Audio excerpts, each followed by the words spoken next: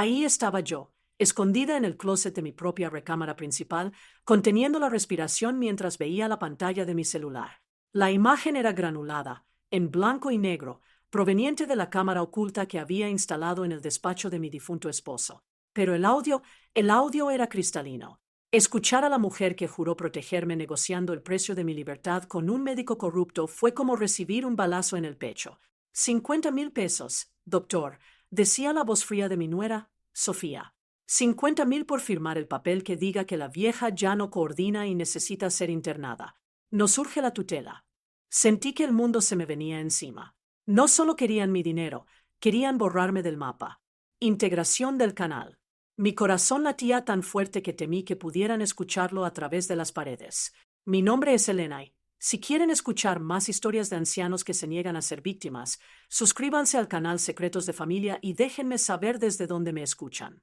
Lo que estoy a punto de contarles no es una telenovela, es la cruda realidad de cómo la avaricia puede pudrir hasta los lazos más sagrados. Desarrollo de la historia, flashback y contexto. Para que entiendan cómo terminé espiando a mi propia familia en la casa que construí con tanto amor, tengo que regresar un año atrás. Todo comenzó el día que enterré a Roberto, mi compañero de vida durante 40 años. Roberto y yo no nacimos en cuna de oro. Él empezó como ayudante de albañil y yo vendía comida corrida. Pero con trabajo duro, sangre y sudor, levantamos un pequeño imperio inmobiliario aquí en la Ciudad de México.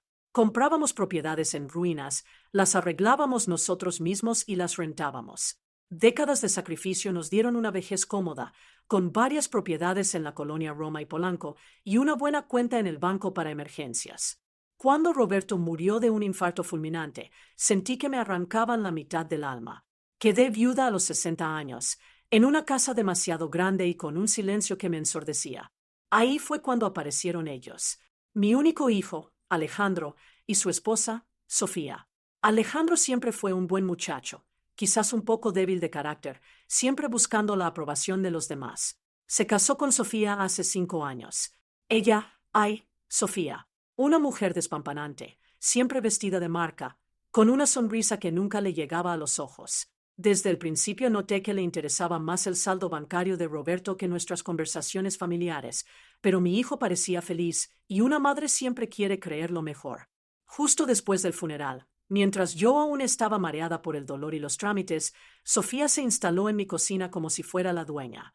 Suegrita, no puede usted estar sola en este caserón, me dijo, sirviéndome un té con una dulzura que me empalagó.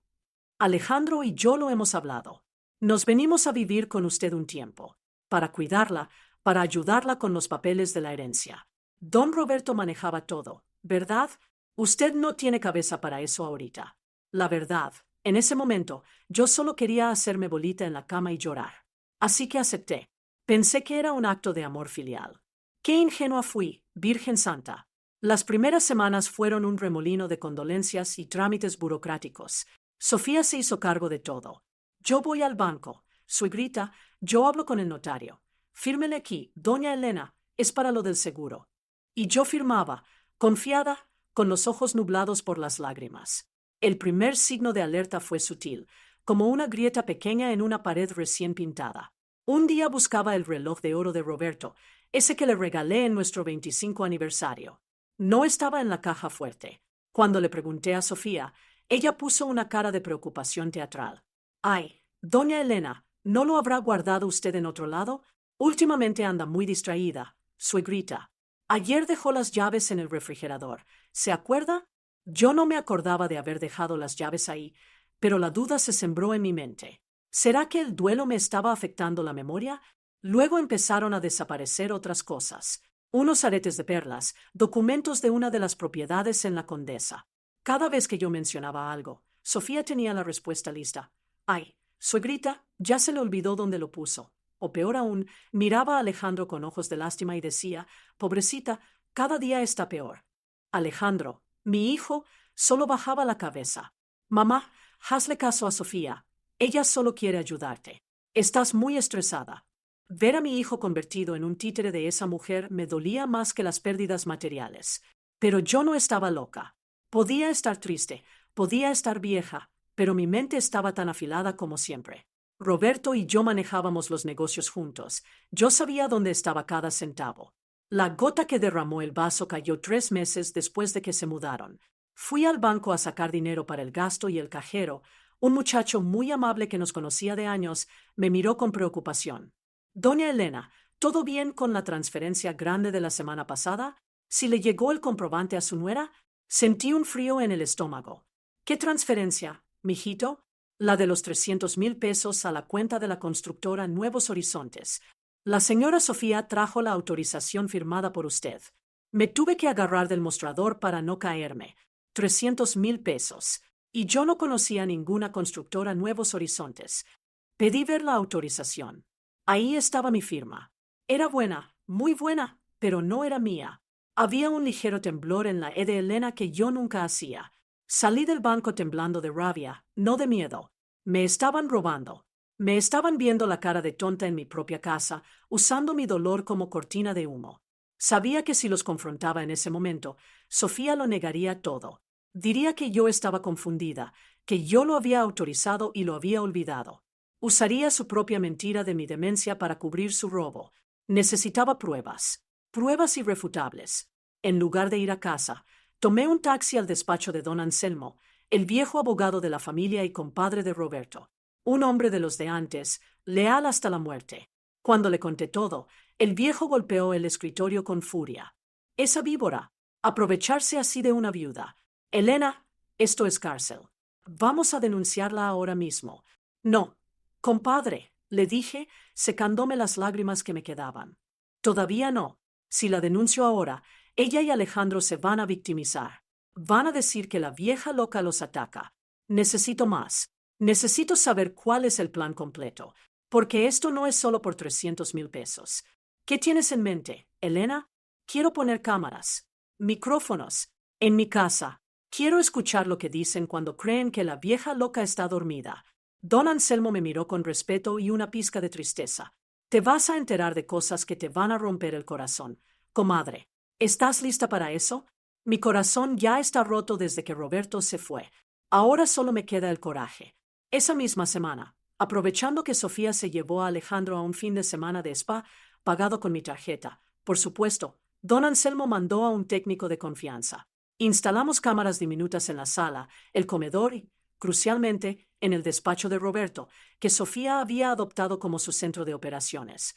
Y así fue como terminé escondida en el closet, viendo la transmisión en vivo de la traición. La conversación que escuché ese día en el despacho fue peor de lo que imaginé. Sofía estaba hablando por teléfono con un tal doctor Bermúdez. Ya le dije, doctor, la vieja está insoportable. Se le va la onda, se pone agresiva. Ya no podemos cuidarla aquí. Sí, sí, yo me encargo de que Alejandro firme la petición de tutela. Exacto, necesitamos el diagnóstico oficial de demencia senil avanzada. ¿Cuánto? ¿50,000? Está bien, se los transfiero hoy mismo de la cuenta de ella. Pero necesito los papeles ya, antes de su cumpleaños. Colgó el teléfono y suspiró con satisfacción. Luego, entró Alejandro al despacho. Mi hijo, ¿ya hablaste con el médico, amor? Preguntó él con voz temblorosa. Se le notaba la culpa en la cara, pero era una culpa cobarde. Ya, Ale, todo está arreglado. El doctor Bermúdez va a preparar el expediente. Para cuando sea la fiesta de cumpleaños de tu madre la próxima semana, ya tendremos todo listo para presentar la demanda de interdicción. Sofía, ¿es necesario esto? Es mi mamá. ¿Encerrarla en un asilo? No sé si pueda. Ay, Alejandro, por favor, no seas marica. Le gritó ella. Míranos, estamos llenos de deudas por tus negocios fallidos. Tu madre está sentada sobre una mina de oro y no suelta ni un peso. ¿Qué quieres? ¿Que nos quedemos en la calle esperando a que se muera de causas naturales? Puede durar 20 años más, pero el asilo, el buen reposo que elegiste, fui a verlo por fuera. Parece una cárcel, Sofía. Es lo que podemos pagar si queremos quedarnos con el resto del dinero para nosotros. Alejandro. Además, ella ni cuenta se va a dar. Va a estar sedada la mitad del tiempo. Es lo mejor para todos. Piensa en nuestro futuro, mi amor. En el viaje a Europa, en la casa nueva en Santa Fe que te prometí. Vi a mi hijo asentir lentamente en la pantalla. Vi cómo vendía a su madre por la promesa de una vida de lujos que no se había ganado. Está bien, dijo Alejandro en un susurro. Hagámoslo, pero que sea rápido. Salí del closet cuando estuve segura de que se habían ido a dormir. Sentía que iba a vomitar. El dolor era físico. Mi propio hijo había aceptado encerrarme en un moridero para quedarse con el patrimonio que su padre y yo construimos con tanto esfuerzo. Me senté en la cama que compartí con Roberto y miré su foto en el buró. Ay, viejo, le susurré a la foto. Qué bueno que no estás aquí para ver esto. Se morirías de nuevo de pura vergüenza. Lloré toda la noche. Lloré por la familia que creí tener, por el hijo que crié y que ahora no reconocía. Pero al amanecer, cuando los primeros rayos del sol entraron por la ventana, las lágrimas se secaron. Me levanté, me lavé la cara y me miré al espejo. Vi a una mujer de 60 años, cansada, sí, con arrugas y el pelo gris, pero con la misma mirada de fuego que tenía cuando enfrentaba a los inspectores corruptos que querían clausurar nuestras obras. Muy bien, Sofía, dije en voz alta a mi reflejo. ¿Quieres jugar a que estoy loca? Vamos a jugar. Pero tú no conoces a las mujeres de mi rodada. Tú crees que soy una viejita indefensa. Te voy a demostrar que soy una leona y estás en mi territorio. Faltaba una semana para mi cumpleaños número 60.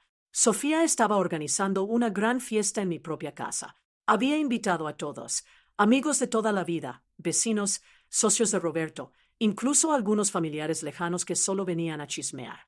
Su plan era perfecto, usar la fiesta como escenario para demostrar mi supuesta locura frente a testigos. Quería que yo hiciera un berrinche, que dijera incoherencias, para luego presentarse ella como la salvadora abnegada que no tenía más remedio que internarme por mi propio bien. Lo que Sofía no sabía era que yo también tenía un plan para esa noche. Iba a ser la actuación de mi vida, y cuando cayera el telón, solo uno de nosotros quedaría de pie. Pasé la siguiente semana preparándome. Seguí fingiendo mis olvidos, dejando las llaves en lugares extraños a propósito, preguntando la misma cosa 3 veces, dándole gusto a Sofía para que se confiara. Mientras tanto, don Anselmo y yo armábamos el expediente. Las grabaciones, los estados de cuenta alterados, las pruebas de la falsificación de firmas. Todo estaba listo. La noche antes de la fiesta, no pude dormir de la anticipación. Sentía esa electricidad en el cuerpo que uno siente antes de una tormenta grande. Sabía que lo que iba a hacer al día siguiente destruiría a mi familia para siempre. Sabía que mi hijo tal vez nunca me perdonaría por exponerlo públicamente. Pero ellos habían empezado esta guerra. Yo solo la iba a terminar. El día de la fiesta amaneció claro y soleado. Me vestí con mi mejor traje sastre, un color azul rey que a Roberto le encantaba. Me maquillé para ocultar las ojeras de las noches sin dormir. Cuando bajé a la sala, ya estaban llegando los primeros invitados. La casa estaba decorada con flores caras, pagadas con mi dinero, claro. Había meseros, música suave, un ambiente de celebración hipócrita. Sofía vino hacia mí, luciendo un vestido espectacular que seguro costó una fortuna. Me tomó del brazo con esa fuerza excesiva que usaba últimamente, como si yo fuera una prisionera y ella mi carcelera. ¡Ay, suegrita, qué guapa se ve hoy!, me dijo con esa voz chillona y falsa. Venga, vamos a sentarla en el sillón principal. No quiero que se me canse ni que se me pierda. Hoy es su gran día. Me dejé llevar, arrastrando un poco los pies para darle gusto. Me senté en el sillón como una reina destronada, viendo cómo mi casa se llenaba de gente que venía a celebrar mi vida sin saber que estaban asistiendo a mi ejecución social. Alejandro estaba en una esquina, bebiendo whisky con desesperación. No podía ni mirarme a los ojos. ¡Cobarde! La fiesta transcurría según el guión de Sofía. Ella era la anfitriona perfecta, recibiendo elogios, suspirando dramáticamente cuando yo hacía alguna pregunta confusa en voz alta. Pobrecita Elena, ¿verdad? Escuché que le decía a doña Martita, una vecina chismosa. Ha decaído mucho desde que murió don Roberto. Ya no reconoce a nadie. Es muy difícil para nosotros, pero hacemos lo que podemos. Sentí que la bilis me subía a la garganta, pero mantuve mi sonrisa vacía. Espera, Elena, espera, me decía a mí misma. Llegó el momento del pastel. Un pastel enorme, con 60 velitas. Todos se reunieron alrededor de la mesa del comedor. Cantaron las mañanitas. Yo soplé las velas, sintiendo el calor del fuego en la cara. Aplausos, abrazos falsos. Y entonces Sofía pidió silencio. Se paró en medio de la sala, con una copa de champán en la mano, lista para dar el golpe final. Su momento de gloria. Amigos, familia, Gracias por venir a celebrar a nuestra querida doña Elena, empezó, con voz temblorosa de emoción fingida. Es un día agridulce para nosotros. Como muchos saben, la salud de mi suegra ha empeorado mucho últimamente. Su mente ya no es la que era. Hubo murmullos de lástima en la sala. Vi varias miradas compasivas dirigidas hacia mí. Alejandro y yo hemos tomado una decisión muy difícil, pero necesaria por su propio bien y seguridad, continuó Sofía, sacando un folder de cuero de su bolsa. Con el dolor de nuestro corazón, y avalados por médicos especialistas, vamos a asumir la tutela legal de Elena para asegurarnos de que reciba el cuidado que necesita en un lugar especializado. Más murmullos. Alejandro se acercó a ella, mirando al suelo. Sofía me miró con una sonrisa triunfante disfrazada de tristeza. Es lo mejor para ti, suegrita. Ya no tendrás que preocuparte por nada. El silencio en la sala era sepulcral. Todos esperaban mi reacción. Esperaban a la viejita confundida, llorando o quizás haciendo un berrinche incoherente que confirmara todo lo que Sofía acababa de decir. Respiré hondo. Me puse de pie lentamente, sin ayuda. Alicé mi saco azul rey. Levanté la barbilla y miré directamente a los ojos de esa víbora. Sonreí, pero no fue la sonrisa vacía que había ensayado toda la semana. Fue la sonrisa de una mujer que sabe dónde están enterrados los cuerpos. ¡Qué discurso tan conmovedor! Sofía, dije. Mi voz salió clara, fuerte, resonando en toda la sala. No había ni rastro de temblor ni de confusión. Casi me lo creo hasta yo. Pero antes de que me mandes a ese lugar especializado que, por cierto, cuesta 15,000 pesos al mes y parece una prisión, creo que a todos aquí les gustaría ver el regalo de cumpleaños que yo te tengo preparado. La sonrisa de Sofía vaciló. ¿De qué habla, suegrita? Siéntese, por favor, se está alterando. No estoy alterada, querida. Estoy más lúcida que nunca. Don Anselmo, ¿sería tan amable? Don Anselmo, que había estado discretamente parado en el fondo de la sala, dio un paso al frente. Conectó su computadora portátil a la pantalla gigante de televisión que Sofía había instalado para pasar fotos familiares. La pantalla se encendió, y lo que apareció ahí no fueron fotos de mis nietos. Fue el video granulado, en blanco y negro, de Sofía en el despacho de Roberto. Su voz llenó la sala, clara y venenosa. 50,000 pesos, doctor. Por firmar el papel que diga que la vieja ya no coordina y necesita ser internada. Nos urge la tutela. El jadeo colectivo de los invitados succionó el aire de la habitación. Sofía se puso blanca como un papel. La copa de champán se le resbaló de la mano y se hizo añicos en el suelo, justo como sus planes. Y yo apenas estaba empezando. Arika, ite ikayenin, tan si yo non taban japt beadaletin en dramatik sekilde yerini buldu final volumo. Bu volumde, Elena NN sadese kendini kurtarmakla kalmeip, yanete den lere unutamayakaklar birders verdi o tatmin edisis sonuis ledim. Título: La venganza de la madre. ¿Cómo destrocé a mi familia para salvar mi vida? Parte 2, final. El caos en la sala. El sonido de la copa de Sofía rompiéndose contra el suelo fue el único ruido en la sala durante 5 segundos eternos. En la pantalla gigante, el video se detuvo en la imagen congelada de mi nuera, con esa mueca de avaricia, negociando mi libertad por 50,000 pesos. Sofía boqueaba como un pez fuera del agua. Su cara, pálida bajo las capas de maquillaje caro, se giraba frenéticamente de la pantalla a los invitados y luego a mí. «Es falso», gritó finalmente, con una voz aguda que raspaba los oídos. «Es un montaje. Esta vieja está loca, usa inteligencia artificial o algo así. Alejandro, dile algo». Pero Alejandro no podía decir nada. Mi hijo estaba hundido en su silla, con la cabeza entre las manos, temblando como una hoja. Él sabía que era real. Él estaba ahí cuando sucedió. «No es un montaje, Sofía», dije, caminando tranquilamente hacia el centro de la sala, pasando por encima de los vidrios rotos de su copa. «Y tampoco es la única prueba que tengo». Hice una señal a don Anselmo. El abogado sacó una pila de documentos de su maletín y los dejó caer sobre la mesa de centro con un golpe seco. «Aquí están los estados de cuenta bancarios», anuncié, mi voz firme como el acero. «Las transferencias a tus empresas fantasma. Las compras en tiendas de lujo que cargaste a mi tarjeta mientras yo supuestamente perdí la memoria. 300,000 pesos en ropa, Sofía. 200,000 en viajes. Todo robado de la mujer a la que llamabas suegrita mientras le servías el té. Los murmullos en la sala se convirtieron en un rugido de indignación. Mis amigas del club de lectura, vecinas que me conocían hace 30 años, empezaron a levantarse. ¡Qué vergüenza! Gritó doña Carmen, mi vecina. Descarada. Sofía, acorralada, intentó su última carta. La carta de la víctima. Se giró hacia Alejandro, lo agarró de las solapas del saco y lo sacudió. «Defiéndeme», chilló. «Es tu madre la que nos está humillando. Diles que está enferma. Diles que todo esto es parte de su demencia». Alejandro levantó la cara. Tenía los ojos rojos, hinchados. Me miró a mí, luego a su esposa. Por primera vez en 5 años, vi un destello de realidad en sus ojos. El velo se había caído. «Mamá», susurró él. «Mamá, yo». «Tú te callas», lo corté, sin levantar la voz, pero con una frialdad que lo hizo encogerse. «Tú eres peor que ella, Alejandro. Ella es una extraña que solo quería dinero. Pero tú eres mi sangre. Tú me vendiste. Escuché la grabación, hijo. Escuché cómo aceptaste encerrarme en ese asilo barato para poder comprarte tu casa en Santa Fe». Alejandro rompió a llorar. Un llanto feo, ruidoso, de niño pequeño.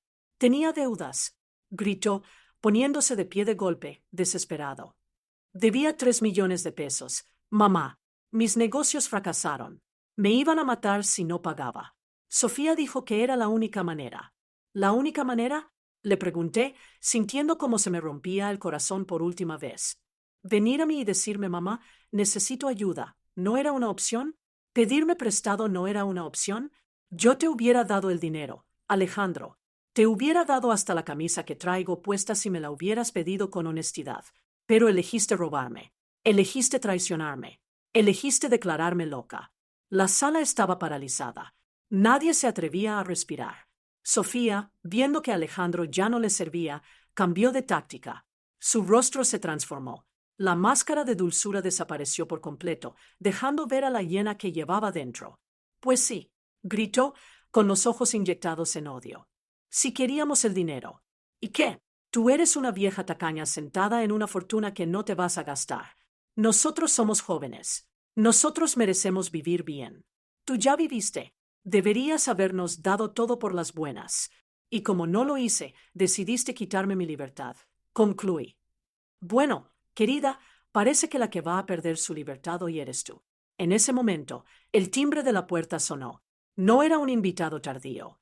La empleada doméstica, María, que había estado escuchando todo desde la cocina con los ojos como platos, corrió a abrir.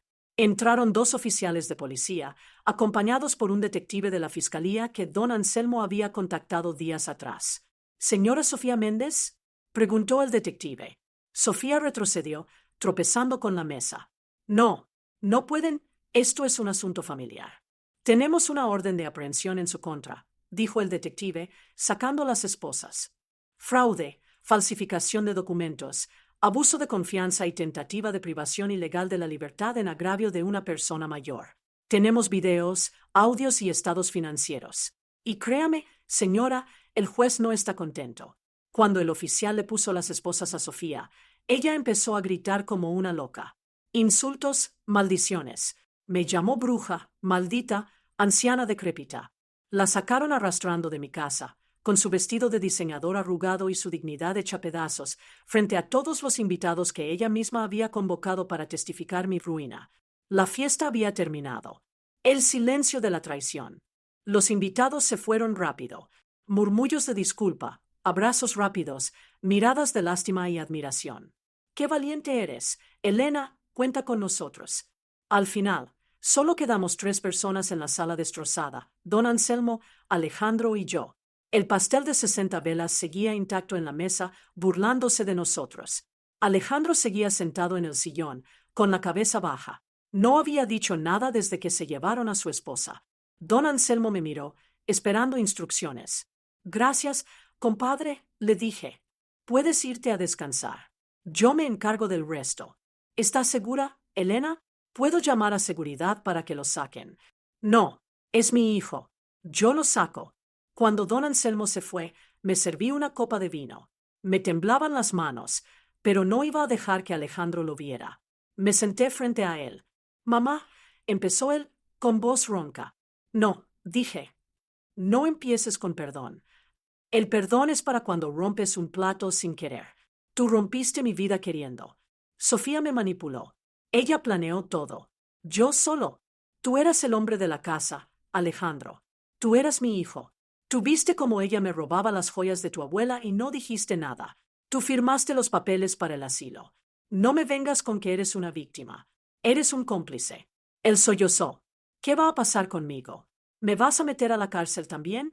Lo miré. Miré al niño que llevé en mi vientre, al que le curé las rodillas raspones, al hombre que enterró a su padre a mi lado, y sentí una pena infinita, pero también una claridad absoluta. No, Alejandro, no voy a meterte a la cárcel. No podría soportar ver a mi hijo tras las rejas, por más que te lo merezcas. Él levantó la vista, con un destello de esperanza patética. Gracias, mamá. Te juro que voy a cambiar. Voy a pagar todo. Voy a... Pero, lo interrumpí, vas a salir de esta casa ahora mismo. Y no vas a volver. Su cara se desencajó. ¿Qué? ¿A dónde voy a ir? No tengo dinero. Sofía manejaba todo. Tengo deudas. Tienes 2 manos y 2 pies, Alejandro. Tienes 40 años. Roberto a tu edad ya había construido 3 edificios con sus propias manos. Tú vas a aprender lo que es trabajar de verdad. Me levanté y fui hacia la puerta. La abrí de par en par. La noche estaba fresca. Te quité del testamento esta mañana, Alejandro. Todo lo que tengo, mis casas, mis cuentas, todo pasará a una fundación para ancianos abandonados cuando yo muera. Tú no vas a ver ni un centavo más de mi esfuerzo. Mamá, no puedes dejarme en la calle. Soy tu hijo. Por eso lo hago. Porque te fallé. Te di todo demasiado fácil y te convertí en un inútil codicioso. Ahora te voy a dar la lección que debí darte hace 20 años, la lección del hambre. Vete. Alejandro se levantó despacio. Me miró, esperando que me quebrara, esperando que la madre abnegada saliera a rescatarlo. Pero esa madre murió el día que lo vio en el video vendiéndome por una casa en Santa Fe. Salió arrastrando los pies. No miró atrás. Cerré la puerta. Pasé el cerrojo. Y luego el segundo cerrojo. Me recargué en la puerta y me deslicé hasta el suelo.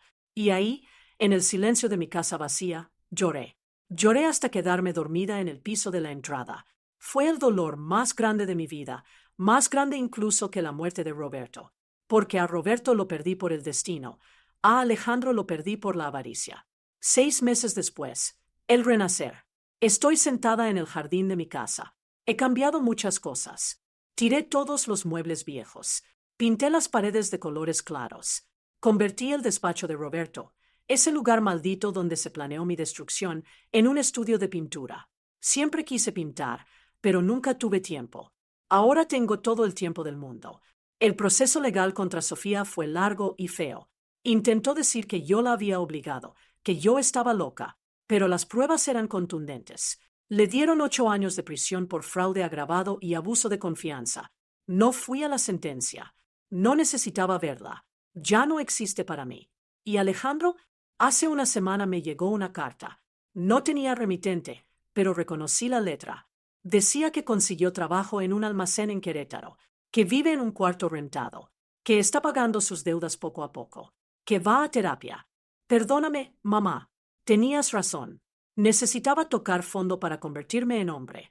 No espero que me hables. Solo quiero que sepas que estoy intentando ser alguien de quien Roberto estaría orgulloso. No contesté la carta. La guardé en una caja junto con las fotos viejas. Tal vez, algún día, dentro de muchos años, pueda volver a verlo sin sentir el puñal en la espalda. Tal vez. Pero no hoy. Hoy tengo una clase de yoga con mis amigas. Hoy voy a comer con don Anselmo. Hoy voy a pintar un atardecer. Descubrí algo importante a mis 60 años. La soledad no es mala cuando viene acompañada de paz. Es mucho mejor estar sola en una casa tranquila que acompañada por hienas que esperan tu muerte. A veces me preguntan si me arrepiento de haber sido tan dura, si no fue demasiado cruel exponerlos así frente a todos. Y mi respuesta siempre es la misma, no. Porque esa noche no solo salvé mi dinero o mi casa, salvé mi dignidad. Me salvé a mí misma.